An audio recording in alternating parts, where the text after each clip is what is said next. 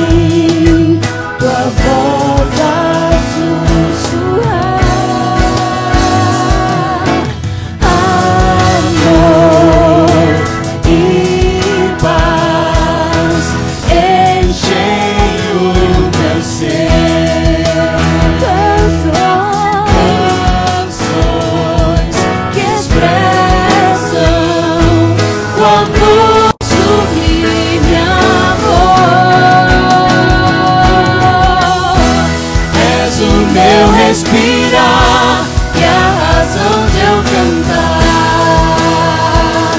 Meu Cristo, Cristo, sempre vou te adorar, meu viver te entregar. Meu Cristo, meu Cristo, meu Cristo, meu Cristo, és o meu respirar e a razão de eu cantar. Meu Cristo, Cristo, sempre vou te adorar, meu viver te entregar. Meu Cristo, Cristo, és o meu respirar e a razão de eu cantar.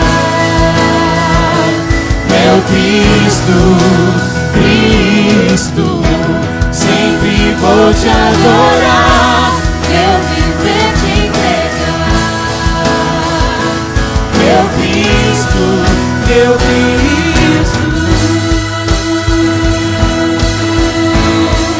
meu Cristo, meu Cristo, meu Cristo.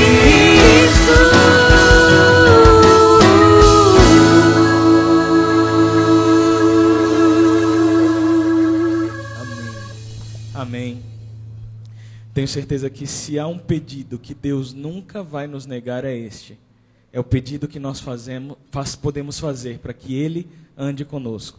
Tenho certeza que esse pedido Ele nunca vai negar. Então, faça isso sempre.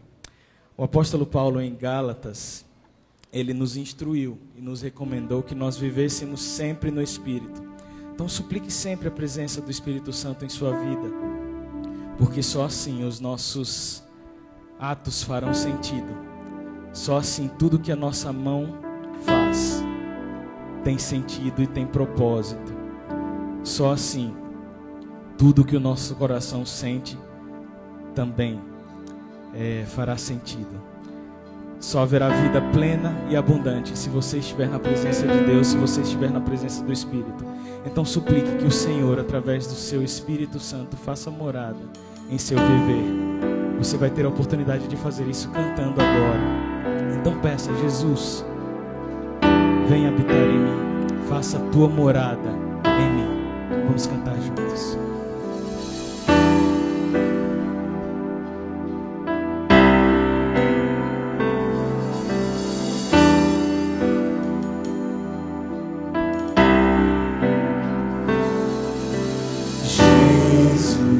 Jesus, cadê você?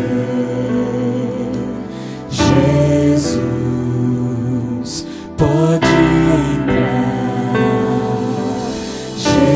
Jesus, só vou ficar se você vier, se você vier. Olho para mim e vejo um pequeno mortal. Olho para dentro e penso, não quero ser igual. Olho para as minhas mãos, cansei do natural. Olho pro meu coração, eu busco o sobrenatural de Deus.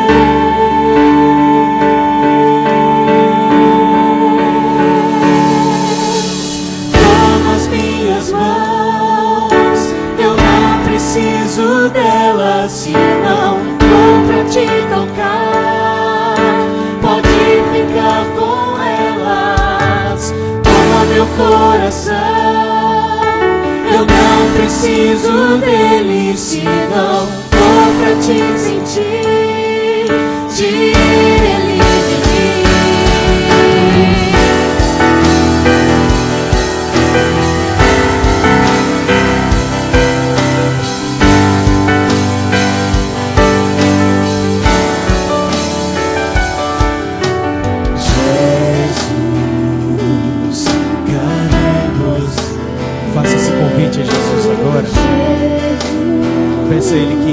seu coração.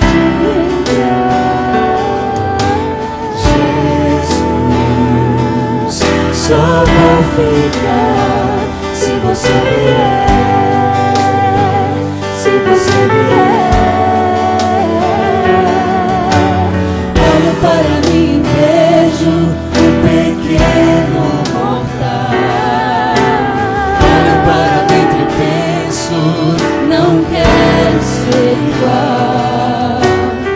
Olho para as minhas mãos, cansei do natural. Olho pro meu coração, eu busco o sobrenatural de Deus.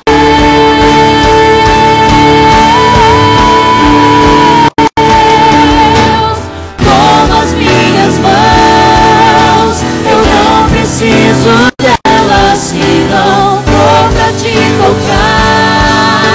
Pode ficar com elas. Toma meu coração, eu não preciso dele, se não for pra te sentir. Tira ele de mim. Toma as minhas mãos, eu não preciso delas, se não for pra te tocar. Pode ficar com elas. Toma meu coração, eu não preciso dele, se não for pra te sentir. Tira ele de mim.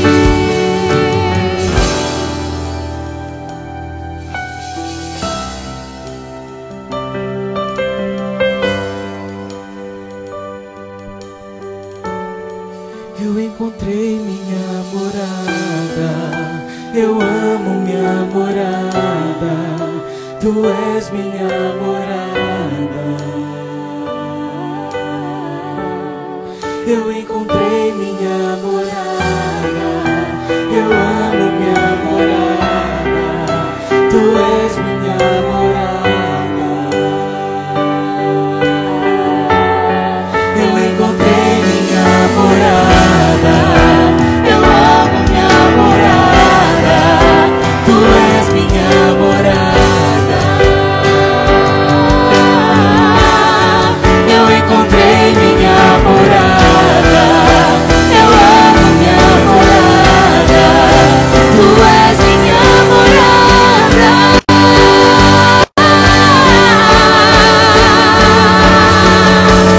Toma as minhas mãos, eu não preciso delas, se não for pra te tocar. Pode ficar com elas. Toma meu coração, eu não preciso dele, se não for pra te sentir. Tira ele de mim. Toma as minhas mãos, eu não preciso delas, se não for pra te tocar. Pode ficar com elas. Toma meu coração, eu não preciso dele, se não for pra te sentir. Tira ele de mim, mas vem,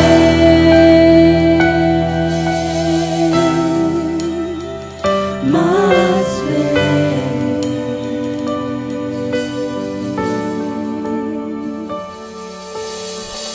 Amém. Que Jesus possa ser sempre convidado a fazer morada nas nossas vidas. Amém? E este é o momento em que o Senhor Jesus falará diretamente a nós, falará diretamente aos nossos corações, através do seu servo. Marcelo?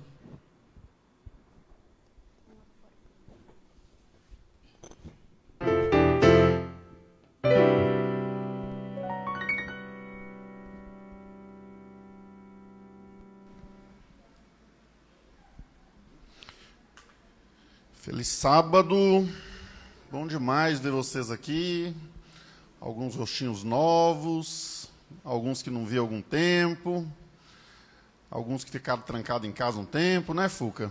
estão de volta, graças a Deus. Nós estamos aqui para adorarmos o nosso Pai. Nós estamos trabalhando uma série, essa é a terceiro e último sábado dessa série, pelo menos da primeira temporada, porque vai ter a segunda. Para aqueles que não estão acompanhando, vou fazer um breve resumo. Nós começamos a falar dos ensinamentos de Cristo depois de sua morte e ressurreição. Então, quando Cristo ressuscitou, ele passou mais algum tempo na terra e ele tinha um propósito, que era ensinar mais algumas coisas a seus discípulos. Então, aqueles que quiserem acompanhar toda essa história, nós partimos lá do livro de João, no capítulo 20, que é o capítulo que trata da ressurreição. Interessante que na minha Bíblia, o título dado ao trecho onde nós baseamos a mensagem e a série, ele diz assim, para crer.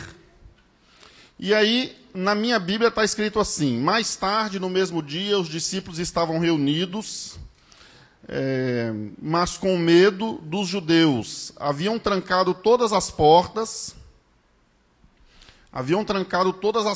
da casa. De repente, Jesus entrou, pôs-se no meio deles e disse, paz sejam com vocês. E mostrou a eles as suas mãos e o seu lado. Vendo o Senhor com os próprios olhos, os discípulos ficaram exultantes. Jesus repetiu, saudação, paz seja com vocês. Assim como o Pai me enviou, eu envio vocês. Ele respirou fundo e soprou sobre eles o Espírito e disse, recebam o Espírito. Então aqui, nós dividimos essa série em 3 partes. No primeiro sábado, nós falamos de forma geral sobre esse contexto aqui, em que os discípulos não tinham fé, não criam na ressurreição de Cristo. E no sábado anterior, nós falamos então sobre a fé em Jesus, sobre crer em Jesus. Nós definimos que esse crer, que essa fé, não é aquela fé comum de uma oração que você faz e você fica se perguntando se tem fé ou não, se essa oração foi ou não atendida. Então, nós definimos que essa fé é uma fé um pouco mais profunda, é uma fé sobre a salvação através de Cristo. É crer que a ressurreição de Cristo, a morte de Cristo, a salvação, ela existe unicamente através de Jesus, e que nós, como humanos e pecadores, não podemos fazer absolutamente nada nesse processo de salvação. E eu disse a vocês que era muito difícil crer nisso, e nós estudamos isso na semana passada.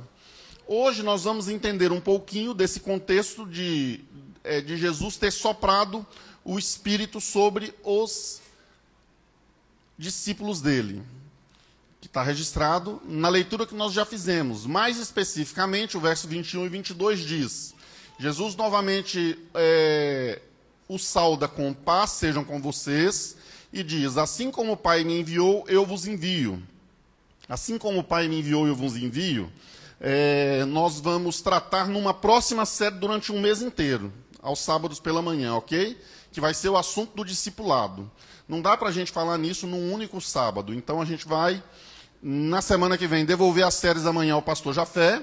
E a próxima vez que a gente entrar com uma série, a gente vai falar exclusivamente sobre o discipulado, a nossa missão aqui. O que Jesus quis dizer com isso? Assim como o Pai me enviou, eu vos envio. E nós vamos hoje nos ater aqui ao verso 22.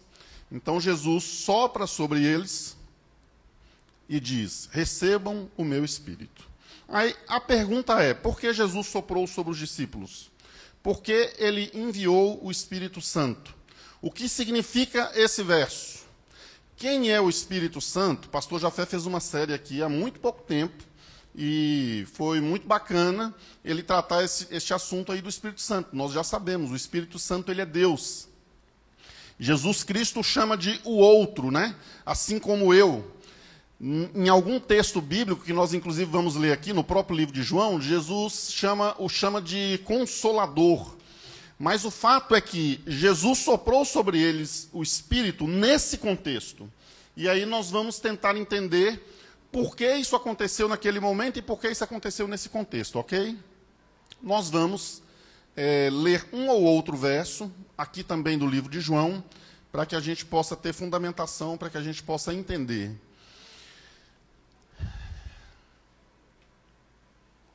Tem pessoas que gostam de uma mensagem e um sermão mais emocional. que gosta de ser tocado, de se emocionar, de chorar. E às vezes desse choro surge alguma coisa. Vai me fazer chorar, Clive. Tem pessoas que gostam de mensagens mais racionais, ok? Mas eu queria dizer uma coisa, independente de qual seja o seu estilo de mensagem, o que mexe mais com você, se é alguma coisa que mexe mais com suas emoções, ou que mexe com a sua capacidade de pensar e entender a Bíblia tem um texto que diz, o meu povo perece por falta de conhecimento. Então, o conhecimento, ele é essencial. Porque, sendo ou não emotivos, nós também somos seres racionais, nós também pensamos. E entender o que Jesus está pregando e ensinando é muito importante para que a gente consiga trazer essa situação de um ensinamento de Cristo para a nossa vida prática, para que a gente consiga sentir na nossa vida. Porque muitas vezes nós não vemos os atos, nós não sentimos as coisas, porque simplesmente a gente não consegue identificar o que está acontecendo. Ok? Então, eu tenho partido assim de um princípio mais didático para que a gente consiga, de fato, entender essa situação dos ensinamentos de Cristo depois de sua ressurreição. Esse verso que nós vamos utilizar, ele é um verso em que Jesus diz o que é que o Espírito Santo faz. Está escrito lá em São João 15, capítulo 26. Quando vier o conselheiro, em algumas das suas Bíblias vocês vão ler assim, quando vier o Consolador, e aí é que eu enviarei a vocês da parte do Pai, o Espírito da verdade, ele está dizendo que quem é esse conselheiro? É o Espírito Santo que vem do Pai, ele testemunhará a meu respeito, ok? Aqui na minha Bíblia, na versão A Mensagem, está escrito assim, ele dirá tudo a meu respeito. Então, o que é que o Espírito Santo faz? O Espírito Santo nos ensina sobre quem é Jesus. Vejam que situação interessante. Muitas vezes, no decorrer dos ensinamentos de Cristo, enquanto ele ainda era vivo, não depois da ressurreição, Jesus Cristo ele dizia que uma das principais missões que ele tinha na Terra era revelar Deus aos homens. Então, ele veio mostrar aos homens quem é Deus. E eu queria dizer para você que hoje, assim como na época dele, esse entendimento, ele é extremamente essencial. Porque como é que nós vamos nos relacionar com um Deus que nós pouco conhecemos? Ou que nós conhecemos de maneira equivocada? Ou que nós já traçamos um perfil desse Deus na nossa mente, como se ele fosse uma pessoa qualquer, que convive com a gente, mas quando as pessoas convivem com a gente, nós temos até mais prioridade para isso. Mas baseado na nossa cultura, baseado muitas vezes até no que a religião ensina, baseado nos sermões que ouvimos, baseado no contato que nós temos com o nosso pai e com a nossa mãe, porque eu penso que nós transferimos muito para a pessoa de Deus, em como o nosso pai e nossa mãe agem com a gente, meio que a gente prefigura os pais e a mãe em Deus.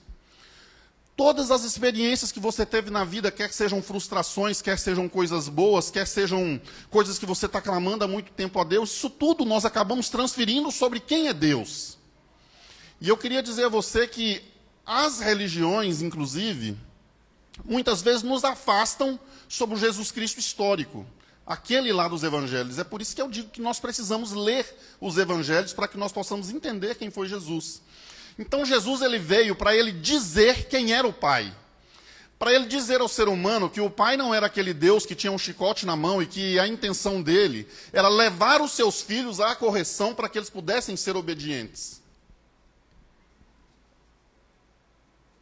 E aqui ele vem nos dizendo que o Espírito Santo tem uma tarefa semelhante em relação a ele, Jesus. Então vejam bem como toda a Trindade, ela participa na obra da salvação do homem. Deus enviou o seu Filho para que todo aquele que nele crê não pereça, mas tenha vida eterna. Jesus Cristo se entrega num ato de entrega mesmo. Não foram os soldados quem o levaram à cruz e o crucificaram. Jesus Cristo simplesmente se entrega. E o pastor Jafé, no sábado passado à noite, nos trouxe uma perspectiva extremamente interessante da morte de Jesus. Eu andei conversando com ele durante a semana, eu mesmo nunca tinha pensado nisso. De quê? De que não necessitava que a morte de Jesus Cristo fosse violenta, sangrenta, de que fosse de fato uma tortura. Porque na morte do Cordeiro, que prefigura toda a morte de Jesus, em momento algum está ensinado aos sacerdotes em que eles deveriam torturar a ovelha. Mas vejam bem que cena bonita seria se Israel tivesse pronto para a vinda de Cristo, e Jesus então chegasse certa manhã no templo e dissesse: eu sou o Cordeiro de Deus que tira o pecado do mundo, e agora eu me entregue. Então o sacerdote, com lágrimas nos olhos, fizessem um sacrifício de Cristo. Mas não foi isso que aconteceu. O mundo não estava preparado para Cristo, e o mundo não conheceu Cristo. Mesmo seus discípulos que viveram com ele não entenderam e não creram. É o que a gente viu no sábado passado, eles não creram. Foi necessário então que Cristo permitisse, lembram-se dessa frase da semana passada? Cristo permitisse que eles o experimentassem, que eles o tocassem. Cristo permitiu a dúvida dos discípulos e trabalhou essa dúvida com eles. E o Espírito Santo agora, ele tem o papel fundamental de falar tudo a respeito de Cristo. Vejam bem, o contexto que nós estamos trabalhando é o contexto da dúvida e da incredulidade na salvação. Então, o que é que o Espírito Santo vai falar sobre Jesus para as pessoas? Qual é o tema do Espírito Santo? No mesmo livro de João, eu acho que é um dos versos mais conhecidos quando a gente fala assim: qual a função do Espírito Santo na Terra? O que é que ele vem fazer? Se eu fizer essa pergunta, a maioria das pessoas que tem um conhecimento básico vai me citar esse texto. Quando ele vier, o contexto lá todo é sobre o Espírito Santo, a vinda do Consolador, certo? Depois você pode conferir aí, ou agora mesmo, abrir a sua Bíblia e ler o contexto enquanto nós falamos.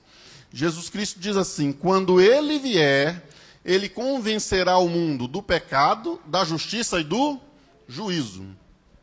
Nós vamos nos ater aqui à frase que está em vermelho. Quando ele vier, convencerá o mundo do pecado. O que é convencer o mundo do pecado?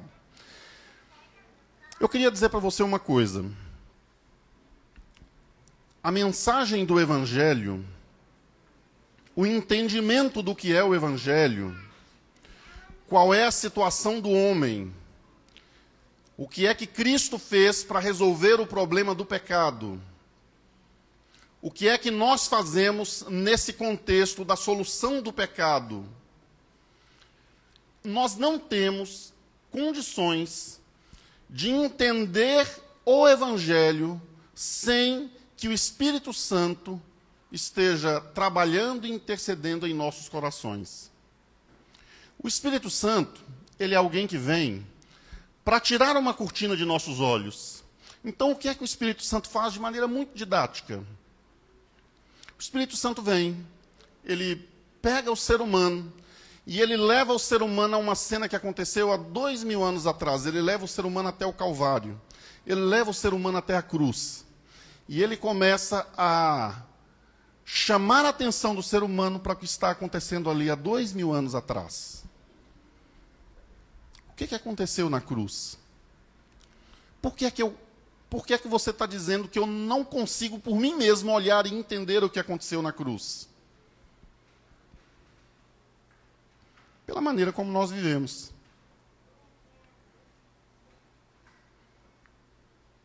Pela maneira como nós ainda continuamos insistindo numa vida como quem não compreendeu o que Jesus fez na cruz. O Espírito Santo nos leva até a cruz, e ele tem um papel fundamental nesse momento, porque quando eu começo a observar a cruz, eu tenho um choque muito grande. Quando eu observo a cruz, primeiro eu tenho um choque por toda a cena sangrenta que está ali. Eu me lembro de uma cena de um dos filmes de Marvel, que tem uma briga do Hulk com o Thor. O Thor é um dos deuses dos escandinavos, né? Me esqueci ali o nome da mitologia deles. Nórdica. É um dos deuses da mitologia nórdica, filho de Odin. E aí, num desses filmes, o Hulk, você lembra dessa cena, Valdos? Pega o Thor, parece que pelas pernas ou pela mão, não sei, e começa a bater com o Thor. Bate, pá, pá, pá, pá, pá. Arrebenta o Thor, jogando para cá e para cá. Aí ele joga o Thor e ele diz uma frase. Deus fraco. Né? Como quem diz? Olha, o Deus deles tomou uma surra. Hã? Ah, foi Loki, né? Não é isso? Guri, você tá ligado, né? Hã? É essa aí, olha. E olha o tamanho do brother, hein? Brigadão aí, viu? Como é que é o nome dele? É Loki? É Loki. Foi Loki. Ele já me corrigiu ali. Não foi o Hulk não, viu? Foi Loki. E quando ele joga... foi o Hulk... Pronto, em Loki, não foi em Thor. Agora... E aí ele diz, Deus fraco, né? Outro dia eu estava assistindo... Outro dia que eu digo já tem um tempinho. Eu estava assistindo um trecho de Vikings, e é uma série que eu sempre gostei muito, e eu assisto aquela série com os olhos da religião. Eu acho impressionante a dedicação deles, a crença deles. E eu me lembro que em um momento houve uma conversa entre um padre cristão e uma conversa entre um viking. E ele diz a seguinte frase: como é que eu vou crer num Deus que morre? Essa é a frase dele. Então vejam bem, quando nós olhamos para a cruz, a primeira sensação que nós temos, de forma consciente ou inconsciente, acaba nos levando à fraqueza. Porque nós não queremos a morte é um fim ruim, a morte é um fim trágico. O ser humano não foi criado de forma eterna, ele não foi criado eterno, mas ele foi criado para viver eternamente. Então a morte é algo estranho à nossa natureza original antes do pecado. A morte é sinal de fraqueza, e esse sinal de fraqueza nós transferimos para Cristo quando nós olhamos ele ensanguentado. Tanto é que um dos que estavam morrendo com Jesus na cruz, também os soldados, eles repetiam de vez em quando, salva-te a ti mesmo, desce dessa cruz, opera seu poder. Então, a mim me parece que para o ser humano, para que ele pudesse torcer e vibrar para o Cristo, seria um Cristo que exercesse todo o seu poder naquele momento da cruz, e ele se libertasse de maneira mágica. Então esse seria um Deus poderoso. Acontece que é exatamente na fraqueza de Cristo que nós somos aperfeiçoados. É assim que diz lá em Isaías. Mas quando nós olhamos para a cruz, sem a presença do Espírito Santo, a nos dizer o que aconteceu naquele momento, a nossa capacidade de entender e de viver é muito pouca. Parece um ato de fraqueza de Deus. Mas eu não tenho dúvida que foi o momento em que Deus exerceu maior força em toda a sua história. E vejam bem, se nós pegarmos o relato da criação de Deus em Gênesis, a gente fica de boca aberta com o poder de Deus. E ele disse, haja luz, e houve luz. E ele disse, haja separação entre a luz e as trevas. E arredou a água para um lado, e arredou a terra para o outro lado. E ele formou a terra com o poder da sua palavra. E todo o universo é formado com o poder expansivo de Jesus. E os cientistas afirmam que até hoje o universo continua se expandindo, continua em criação.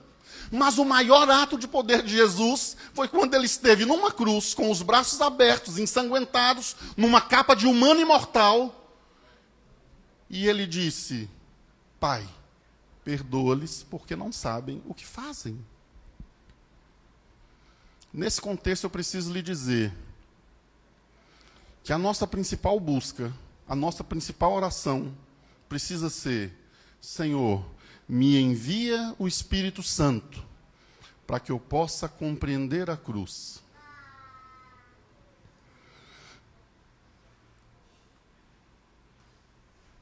Vejam bem, que logo após, no verso 9,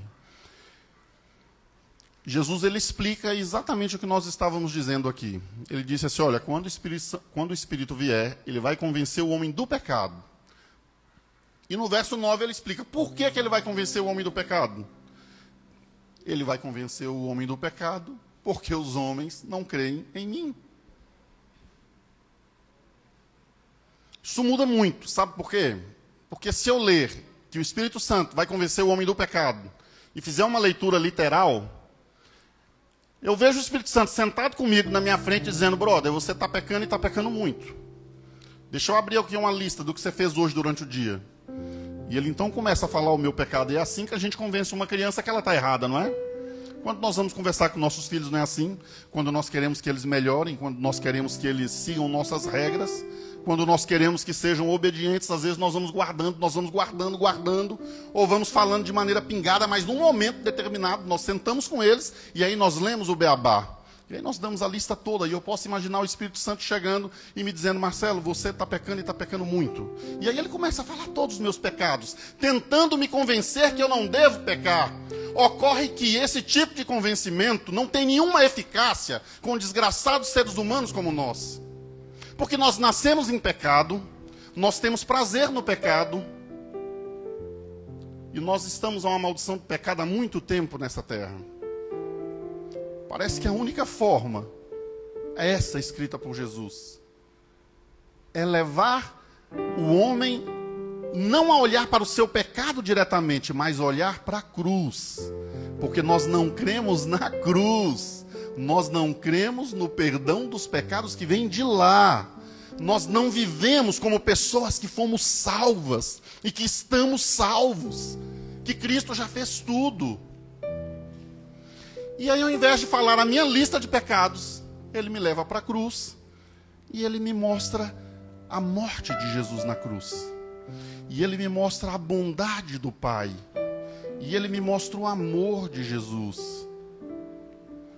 E o Espírito Santo tenta me convencer de que Jesus é a fonte dessa salvação. O Espírito Santo tenta me convencer que tudo que eu aprendi sobre Deus precisa ser questionado. O Espírito Santo tenta me convencer que desde que essa história começou, uma das maiores armas do inimigo é fazer com que você creia em um Deus que não existe, um Deus que não é real. E quem é esse Deus real? Olha para a cruz. Não consegue compreender?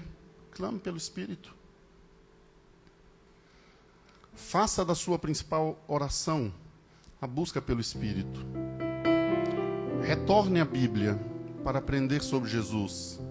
Passe momentos com Ele. Eu pedi, Cecel, que a gente cantasse uma música agora no finalzinho. Porque eu creio que tudo que nós falamos aqui nesses 3 sábados se resume nessa música. Eu creio que tudo que nós falamos aqui girou em cima do mesmo tema, que é Cristo e a sua morte, que é o Evangelho. E o que é o Evangelho? Lembram-se daquela definição que eu dei para o Evangelho numa série lá atrás, no Viva? Imagine que uma pessoa foi atropelada por uma carreta com 54 rodas. Todas as 54 rodas passou em cima dele. Miraculosamente ele não morreu, ele foi levado para uma UTI. De UTI você entende, né, Vitor? E ele estava lá na UTI. E aí, de repente, nessa UTI, chega um médico, que não era você, viu, Vitor? O médico é outro. E o médico chega e fala assim, eu tenho uma boa notícia para você. Ele lá todo quebrado, mal podia ouvir essa voz. Lá no fundo, é o que o pecado faz com a gente. Estraçalha, amordaça, prende, acorrenta, nos faz incrédulos. E a mensagem é, a boa notícia é, você vai viver. Você pode viver. Existe cura. Ah, meu irmão, é muito difícil de crer. Mas existe. Experimenta. Faça como Tomé. Toque. Peça a Cristo para derramar esse Espírito para que você possa compreender o Evangelho de Cristo. Nossa vida só é transformada de verdade, com efeito, a partir da cruz. Mais nada pode causar um efeito no nosso coração de nos converter ao Pai, somente a partir da cruz.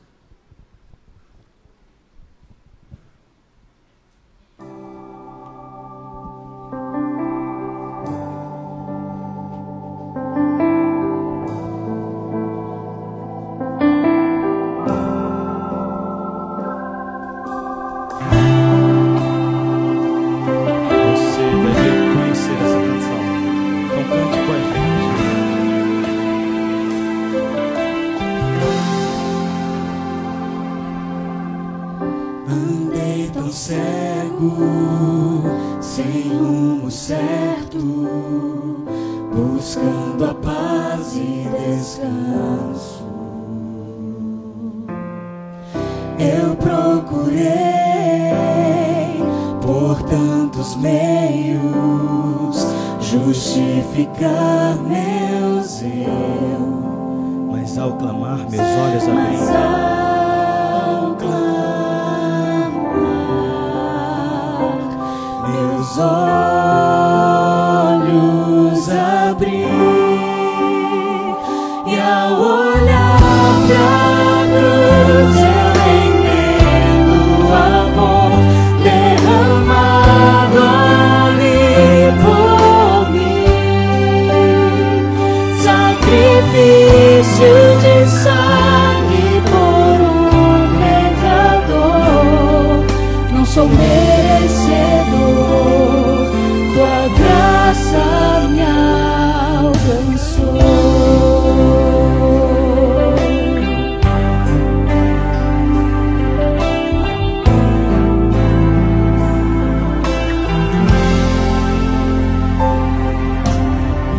E ao ver tua glória naquele dia, me alegrarei em gratidão. Tocarei as marcas de vitória. Vencido é o pecado. Perante ti me prostrarei, e ao olhar pra cruz eu entendo o amor derramado ali por mim, sacrifício de sangue por um pecador. Não sou merecedor, tua graça me alcançou.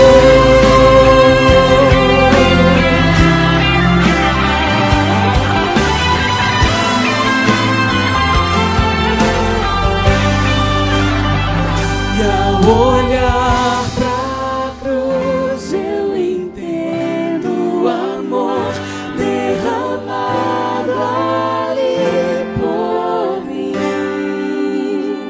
sacrifício de sangue por um pecador. Não sou merecedor, e ao olhar pra cruz eu entendo o amor derramado ali por mim, sacrifício de sangue por um pecador. Não sou merecedor, não sou merecedor, tua graça me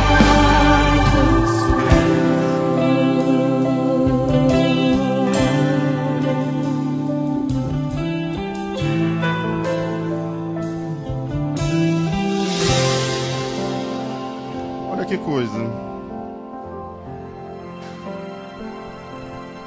Ao nos levar até a cruz, o Espírito Santo, à medida em que nós contemplamos Cristo, vai nos fazendo mais parecidos com Cristo.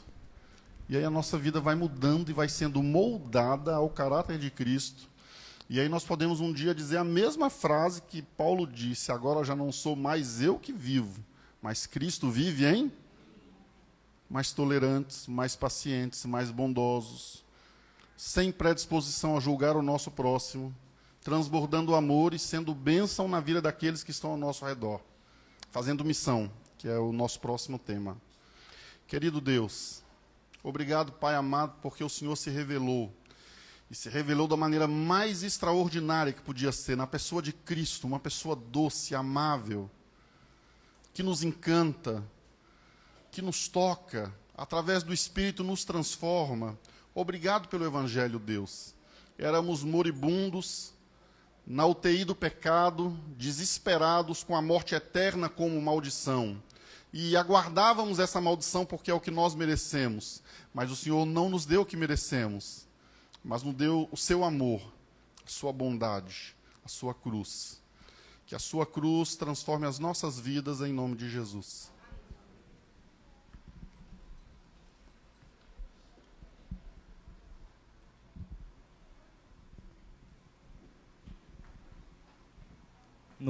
Aqui no Espaço Novo Tempo, nós temos um hábito que é o de orarmos uns pelos outros. E nós sempre temos um representante que ora pelos nossos pedidos. Nós colocamos as nossas súplicas, as nossas inquietações naquela caixinha que está ali, naquele tonel.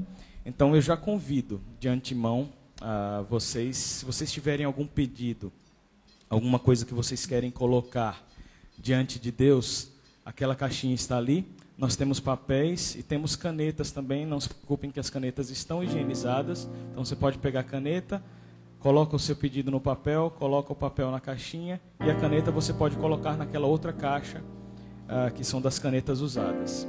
Então eu queria convidar você a entregar as suas inquietações, as suas ansiedades a Deus, porque alguém estará orando pelos nossos pedidos durante essa semana. Essa semana quem orou foi a Emily. Não sei, cadê o Marcelo?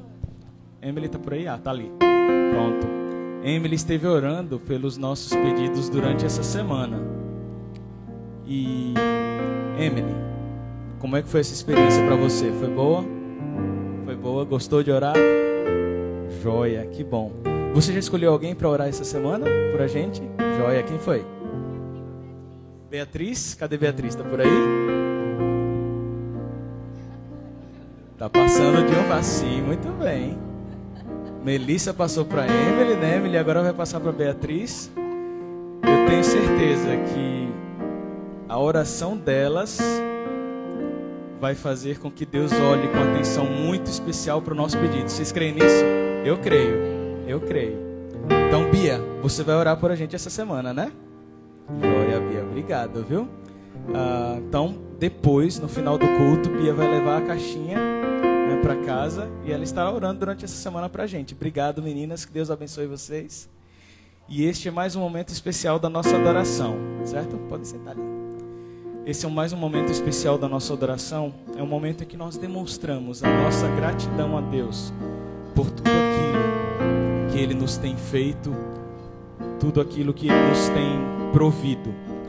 O Senhor tem nos dado o que vestir, o que comer, e em gratidão a Ele por tudo aquilo quanto Ele nos faz, nós damos uma pequena parte, nós devolvemos a Ele uma pequena parte daquilo que Ele nos deu. Este é o momento em que nós iremos entregar ao Senhor os nossos dízimos, as nossas ofertas. Como de costume também, a caixinha dos dízimos das ofertas está ali atrás, próxima ali à janela. Então, se você trouxe a sua oferta de gratidão ao Senhor, você pode se dirigir ali e colocá-la no gasofilácio, né? Naquela caixinha ali das ofertas. E tenho certeza de que você vai estar abençoando grandemente a vida de outras pessoas que serão tocadas pela mensagem do Senhor através das doações que você está fazendo para que a obra do Evangelho seja pregada. Vamos participar juntos desse momento cantando e afirmando que o Senhor é o nosso respirar, é por Ele que nós existimos, é nele que nós existimos e nos movemos. Vamos cantar juntos.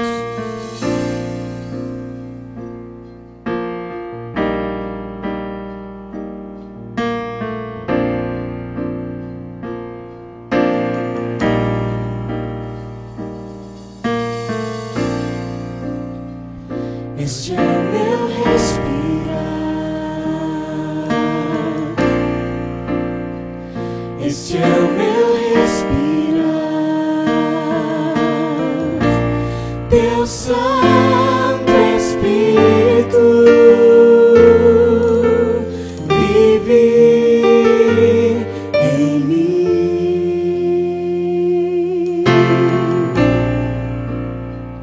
e este é o meu pão.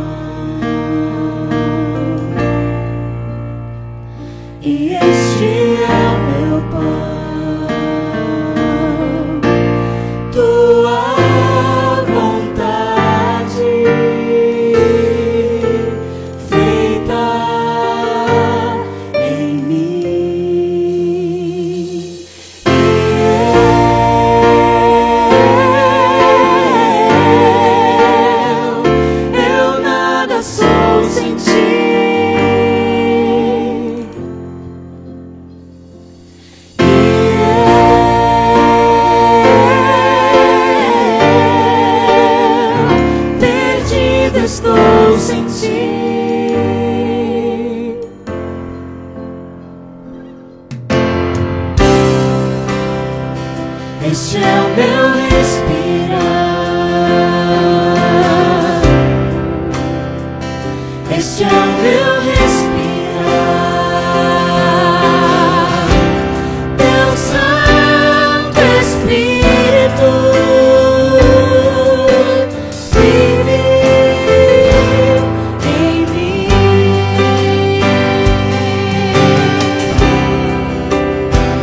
E este é o meu pão.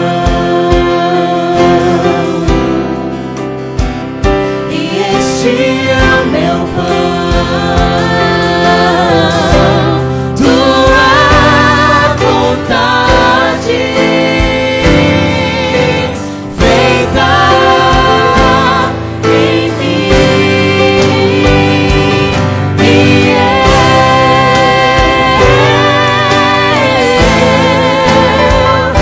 eu nada sou sem ti.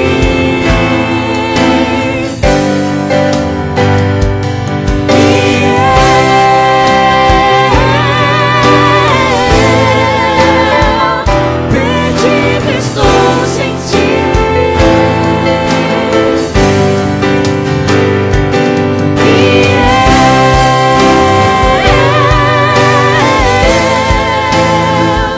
Eu nada sou sem ti.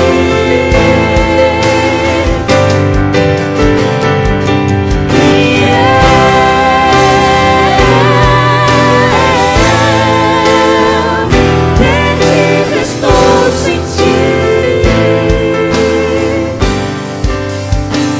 Perdido estou sem ti.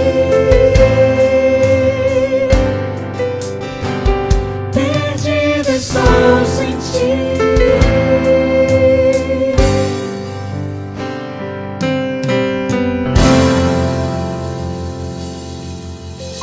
Senhor, nós te louvamos e te agradecemos, porque sabemos que nada somos sem ti, mas sabemos que contigo nós podemos resistir às provas desse mundo e sabemos que logo, muito em breve, nós estaremos contigo para sempre. Nós queremos agradecer a ti, através dos nossos dízimos e das nossas ofertas, por tudo que o Senhor tem nos feito. E também queremos te agradecer antecipadamente, porque o Senhor atende os nossos clamores, as nossas súplicas e as nossas orações, e por isso entregamos todas as nossas ansiedades a ti. Queremos te pedir que continue conosco neste momento, em que estudaremos juntos a lição da Escola Sabatina, e nos conceda um restante de sábado feliz na tua presença. É o que te suplicamos por Jesus. Amém. Neste momento especial, nós vamos juntos recapitularmos a lição e... nós temos um momento de discipulado. Pulei, não estava no meu programa aqui, mas enfim, pastor, valeu.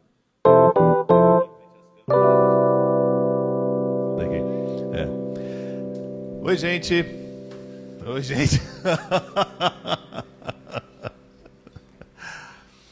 Eles dizem que eu sempre começo dizendo isso, né? Me pegaram, é verdade. Oi, gente, bom dia, graça e paz a todos. Eu acho que uma grande vantagem desse momento que nós estamos vivendo é o fato de você poder, nós que estamos aqui, você que está em casa, poder retornar a mensagem da semana passada para poder entender essa, da semana anterior, poder assistir isso. Talvez quando nós terminarmos aqui as atividades e daí então nós vamos almoçar, você estiver em casa, dá para poder colocar ali durante o almoço e ir ouvindo a mensagem da semana passada, recapitular dessa semana, ouvir a da noite. Se você ficou curioso, o que o pastor falou à noite que Marcelo disse, então você vê.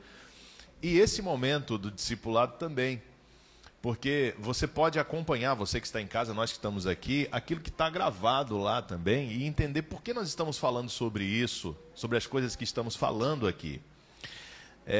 Durante esses dias, nós estamos tratando sobre o Espírito Santo, porque compreender a ação do Espírito Santo é de fundamental importância para compreender por que algumas coisas acontecem, ou não também, né? Ou não acontecem também. Na salvação, quem tem o papel visível da salvação é Jesus. Ele veio aqui, morreu, sofreu e etc. Mas não significa que o Pai, que o Espírito não tenham também um papel ativo na salvação. E o papel do Espírito Santo da salvação, depois de convencer do pecado, da justiça e do juízo, é agora, depois de trabalhar pelo que precisa da salvação, é agora trabalhar no que recebeu a salvação, em quem recebeu a salvação. E como é que ele faz isso? Bom, tem um texto em 1 Coríntios, no capítulo 7, nós vimos isso em uma série aqui, nessa série que eu fiz, antes do Marcelo começar. Quero que todos os homens sejam tais como também eu, Paulo está dizendo, 1 Coríntios 7. No entanto, cada um tem de Deus o seu próprio dom. Um, na verdade, de um modo, outro de outro modo. Sabe o que é interessante aqui? É que a palavra dom não aparece necessariamente, ou melhor, isso aí é o próximo texto. A palavra aqui utilizada é a palavra carisma, uma palavra que você já ouviu em alguns momentos, quando se fala de movimento carismático. A palavra carisma é uma palavra que significa dom. E a palavra carisma, nós vimos na semana passada, esta palavra, ela tem uma ligação direta, ela vem de um resultado direto da ação da graça de Deus. Portanto, a manifestação de um dom espiritual é o resultado da ação da graça de Deus na vida. Lá em 1 Coríntios, capítulo 12, verso 1, está escrito assim: a respeito dos dons espirituais, não quero, irmãos, que sejais ignorantes. Então, Paulo disse que é uma necessidade de conhecer sobre este assunto. Agora, tem uma curiosidade aqui nesse texto. Esse sim, foi o que nós vimos na série que eu apresentei aqui. A palavra dom não aparece. Aparece a palavra que nos faz lembrar do Espírito Santo. Uma palavra na língua em que Paulo escreveu o Novo Testamento. Pneumatikos. Pneumatikos significa espirituais. Então Paulo está dizendo, aqueles que estão agindo sob influência do Espírito Santo, aqueles que são espirituais, aí então o tradutor, para facilitar a nossa compreensão do assunto, colocou acerca dos dons espirituais, para não ficar só a palavra espirituais e para nós entendermos o que Paulo está dizendo. Ele não está falando do espiritual no sentido daquele apenas que é uma pessoa espiritual, mas daquele cujas ações são resultado da ação do Espírito na vida.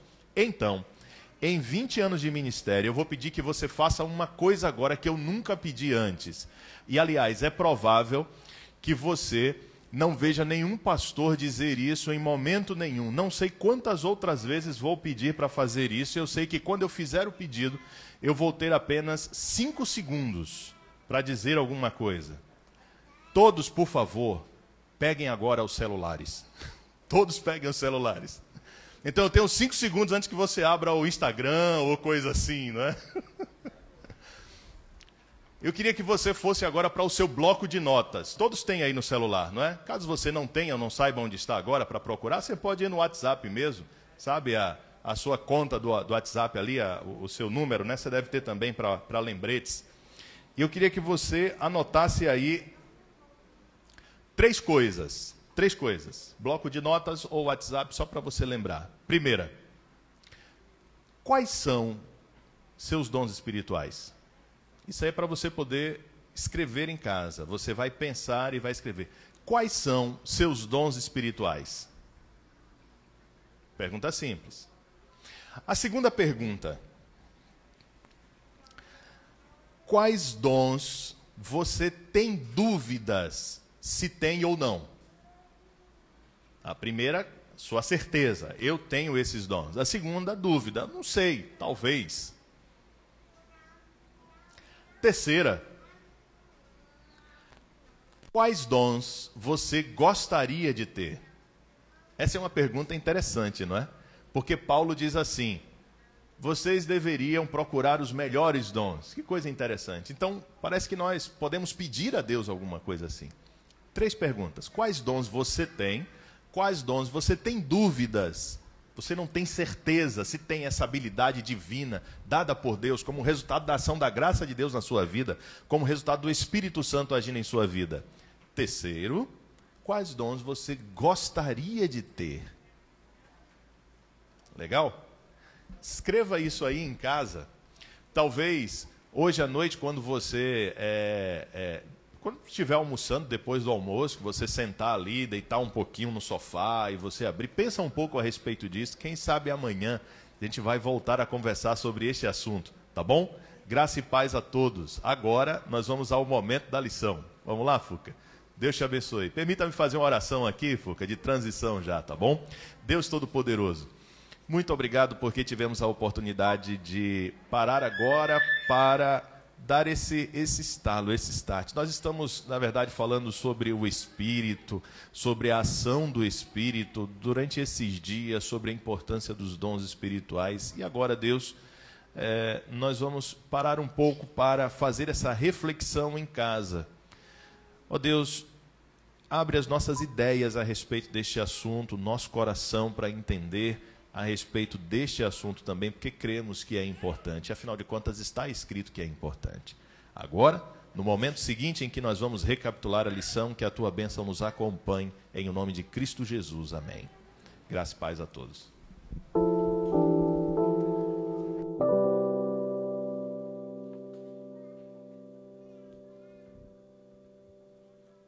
Bom dia, pessoal.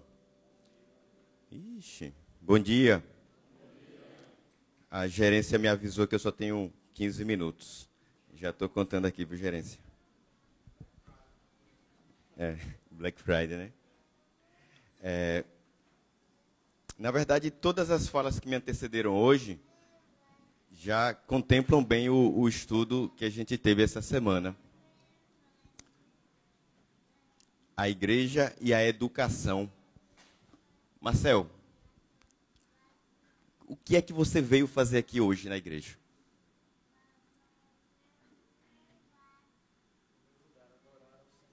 Adorar, buscar comunhão. Joia. Quando eu estava recapitulando hoje de manhã, eu pensei assim, o que é que me faz vir à igreja? Né? Por que eu venho à igreja? Adorar, né? Agradecer. Mas tem um motivo que aí a lição ela trouxe para mim, que eu normalmente não penso, para ser bem sincero, e o texto que o Marcelo trouxe no começo da manhã, responde isso. É conhecer, não é? É conhecer mais a Deus, é conhecer os caminhos, conhecer suas obras e conhecer principalmente o que é que Ele quer que eu faça da minha vida. Tá? Então, assim, a gente tem que vir também para conhecer. Só que aí tem uma coisa. Eu tenho medo. Eu tenho medo de perguntar, Marcelo. Eu tenho vergonha, assim. Mas, Fuca, você nasceu na igreja, você deveria ter lido a Bíblia, conhecer tudo, não sei o quê, não sei o quê. Eu tenho medo. E aí o texto, a lição fala sobre isso, sobre o medo. Né? Quantas vezes a gente vem para a igreja e diz assim, não, eu não vou perguntar para o pastor, para o pregador, porque eu tenho medo. Né? Fuca, eu tenho medo de fazer uma pergunta boba, ou não fazer uma pergunta muito trivial, ou uma coisa sem sentido, ou uma coisa que para que todo aquele conhecimento seja factual para todos. Na minha experiência com crianças, eu participo do Ministério Infantil já há uns 5, 6 anos. Às vezes eu me deparo com as perguntas que eu não sei responder. E as crianças, elas são muito sinceras. Elas perguntam porque não sabem. Elas não escondem. Não é? Henrique, cadê Henrique? Tá aí. Por que você veio para a igreja hoje? Vários motivos.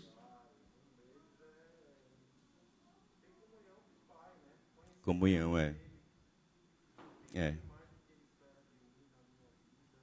Entender o que Ele espera para a minha vida, para a sua vida. Isso. A igreja e esse lugar aqui a gente deveria entender também que ele deve ser um lugar aberto para diálogo, discussão. O que a gente estuda aqui, o que a gente escuta aqui, não é algo imposto, não deveria ser imposto. Mas espera aí, eu não posso questionar. Né? Certa vez eu ouvi Priscila falando assim, não, mas eu questionei a Deus sobre não sei o quê, não sei o quê. Sabe? Então, assim, esse lugar é para isso. Aí eu dividi quando eu estudo a lição, eu faço uma divisão meio maluca. Eu dividi em 3 momentos. Primeiro, a igreja. Qual é o papel da igreja? Quando você fala igreja, é educação. Segundo, a educação e conhecimento. E terceiro, juntando os dois. Então, eu já entendi qual é o papel da igreja aqui. O papel da igreja aqui é ser um local de discussão, de aprendizado, além de agradecer, de fazer a comunhão. Tem um próximo papel que eu vou deixar lá para o final. Tá? Vamos falar um pouquinho de educação. Né? O texto ele conta uma história interessante do rabino. O rabino virou para os alunos dele e falou assim, como é que eu sei quando a noite está deixando de ser noite e passando a ser dia? Aí um aluno falou assim, quando você consegue distinguir o galo da galinha, a cabra do bode. E aí ele respondeu o seguinte, eu vou ler para não perder nada, tá?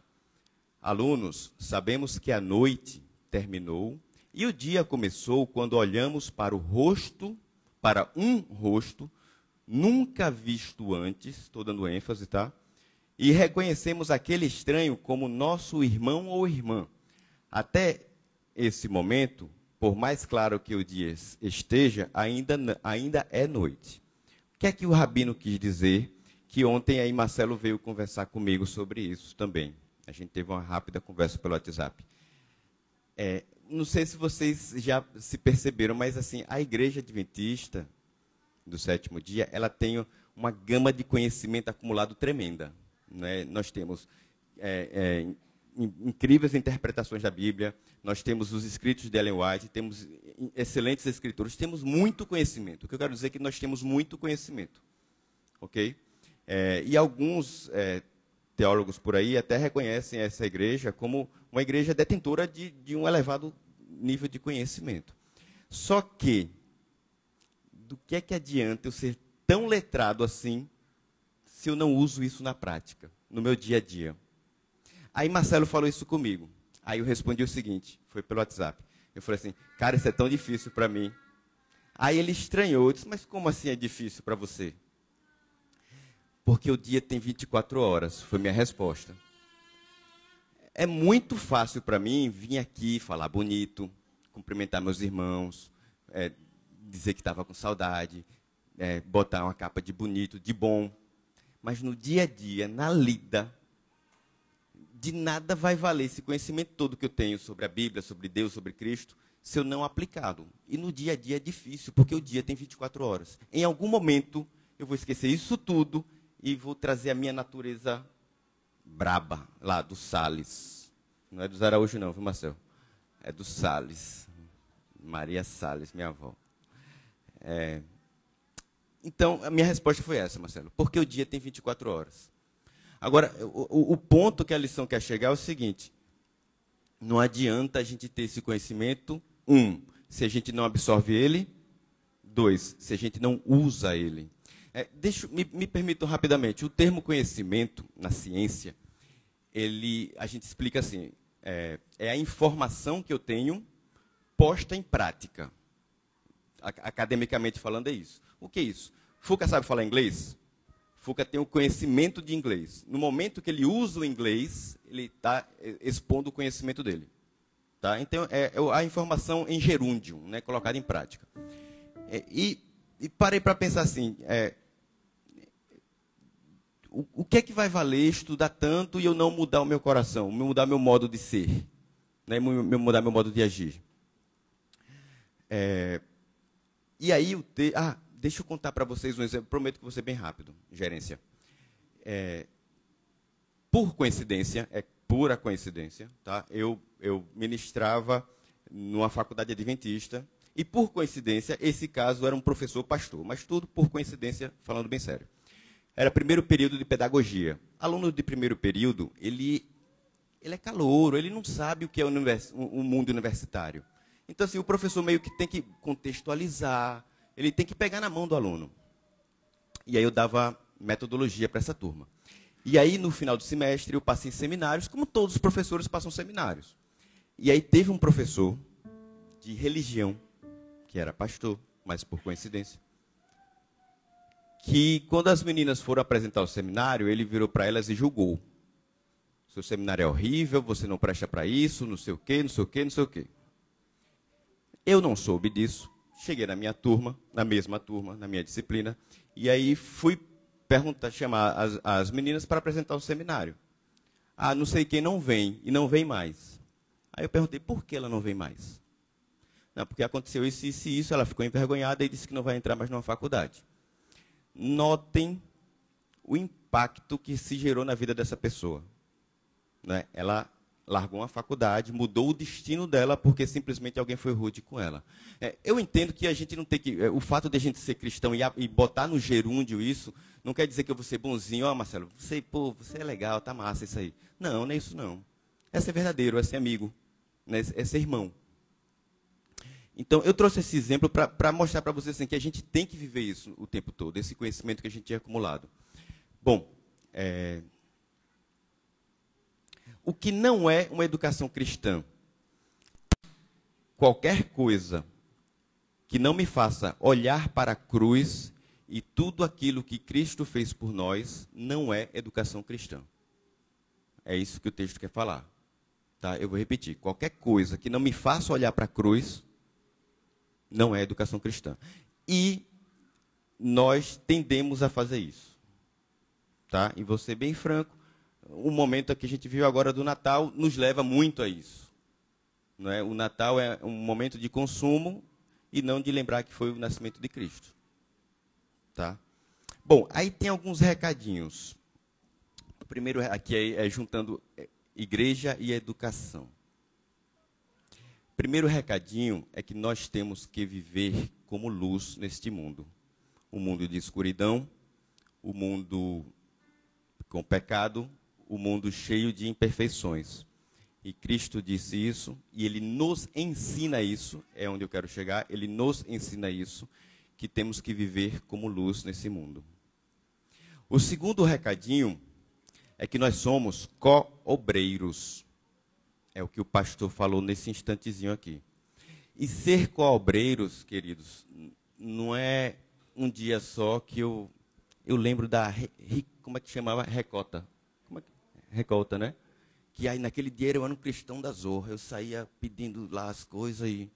Não, ser co-obreiro é todos os dias da minha vida. Valdson, isso é difícil pra caramba, velho, eu não vou mentir para você. Certo? Para mim, tem horas que eu digo assim, ó, eu vou tirar uma pausa aqui de ser co-obreiro, porque eu preciso, né, descansar um pouquinho.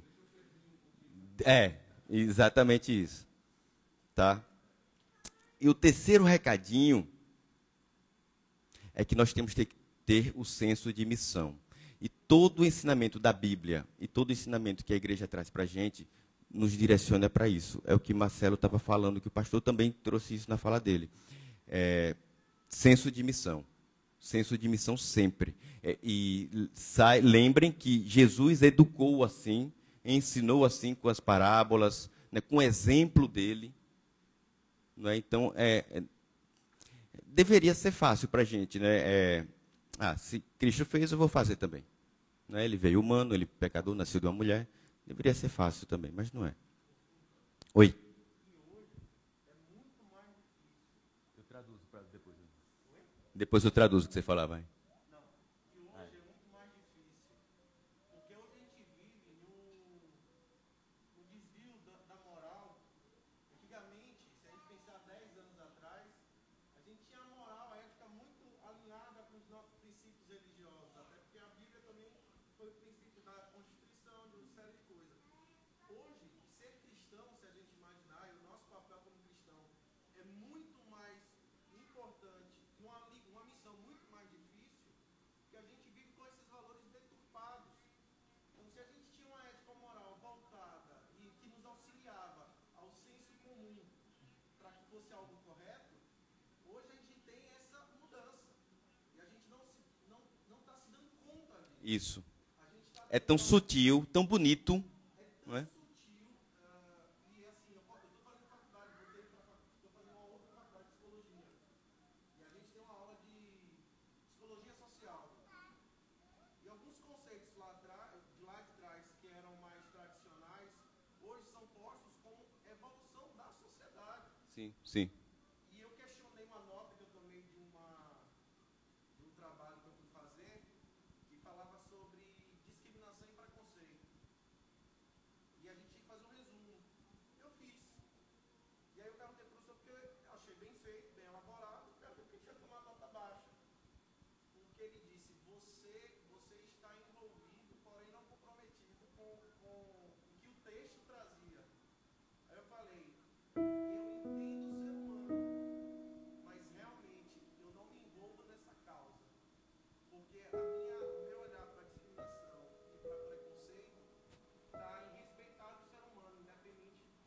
quem ele é, do que ele seja. Mas não me envolver com a causa, porque os meus valores são outros.